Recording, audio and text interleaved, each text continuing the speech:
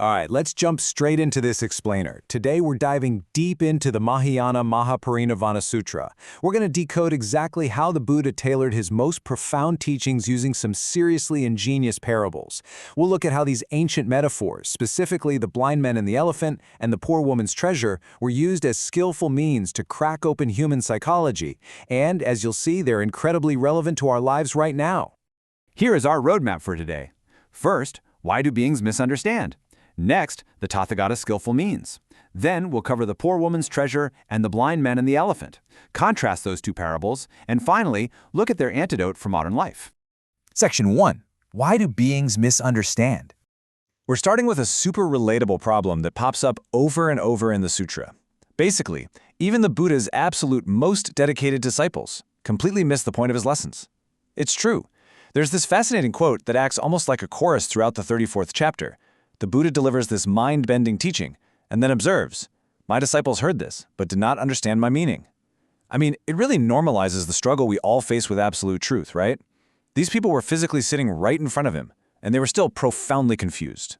And what's actually wild here is seeing how his followers splintered into completely opposite camps. They took his singular truth and fragmented it into a dozen contradictory arguments. You had some disciples loudly proclaiming the Buddha taught a permanent self, while others absolutely insisted he taught strict non-self. They argued over the intermediate state between lives. Some said yes, some said no. They even debated the nature of his physical body. They were taking these incredibly nuanced ideas, interpreting them totally literally, and basically weaponizing them against each other. Section 2. The Tathagata's skillful means. So, to solve all this widespread confusion, the Buddha used this brilliant adaptive strategy known as upaya, or skillful means. And the core of skillful means is just this, meeting people exactly where they are. Because, let's face it, the direct, unfiltered truth, it's often way too blinding to actually comprehend. The Tathagata didn't just have one canned lecture he repeated to everyone.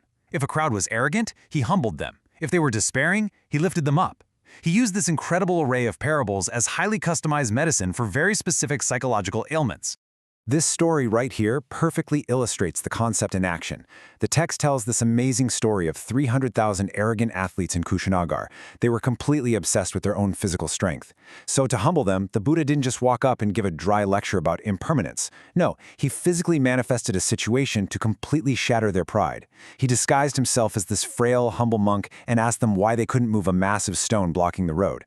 Naturally, they mocked him, but then he effortlessly dug the stone out with literally just 2 toes, tossed it in the air, caught it, and blew it into actual dust. Only after their arrogance was completely wiped out did he reveal his true form and teach them. That is skillful means. Section 3. Poor woman's treasure.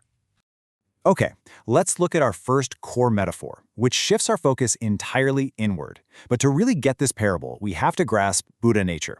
The sutra insists that this ultimate, flawless wisdom is hiding quietly inside every single one of us. And I mean everyone. It doesn't matter if you're ignorant, flawed, or if you've made terrible mistakes, the text boldly claims this pure potential is always there, completely untouched. But if it's there, why on earth don't we see it? Well, the sutra compares our spiritual ignorance to a poor woman living in crushing poverty, tragically unaware of the limitless wealth buried right under her own floorboards. She spends her days feeling worthless, begging for scraps, simply because she hasn't bothered to look under the floor of her own home. The Buddha used this brilliant metaphor to kind of shock his disciples into realizing that everything they were so desperately seeking out there in the world was already buried inside them. Section 4. Blind man and elephant. Now, let's shift gears to the second core metaphor, which points our gaze outward toward how we perceive reality and interact with others. In this classic parable, the sutra shows blind men touching different parts of an elephant. The one touching the trunk calls it a snake, the one touching the leg calls it a tree. Each holds a totally valid piece of the truth, but their fragmented perspective blinds them to the majesty of the whole animal.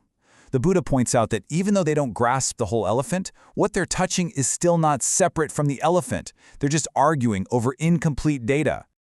Section 5. Clever parable contrast. And here is the absolute genius of the Tathagata's skillful means. Notice how these two ancient metaphors work perfectly in tandem to cure completely different psychological ailments. They aren't just nice stories. The Buddha deployed them like precision surgical tools. Look at the contrast here. The poor woman's treasure points inward. It's a profound cure for self-doubt, teaching us to uncover our inherent worth.